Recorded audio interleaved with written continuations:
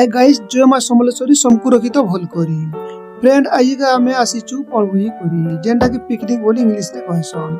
एटा हमर लोकेशन टा देखो, ई लोकेशन टा केते गुना सुंदर व्यू माने आसुची जेंटा कि गुचकी डोंगर, ई गुचकी डोंगर ठाने एकामे पिकनिक करसु। पहला तो काटकुट आमे कलेक्ट करसु क्या जे बोले बेल भी दिसिन तो सेति लगी रे टाइम 5:30 जगे रही दिसिन।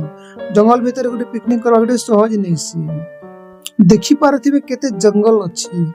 ई जंगल भीतर एका पिकनिक टा चली छी। हमर पिकनिक करबार के तो जैथिसु हेले का करमा हमर पाखे चक्कू नै थे तो डुआ के धरी करी डुआती पादल घंटा गुटी उइल उला सब काटबार के पड़सी।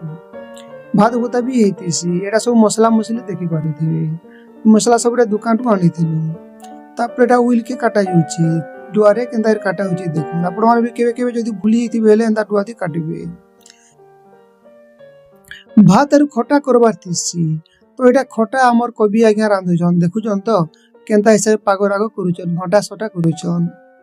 टिके बतर हैला के मसला मुसली भी दे दुचन।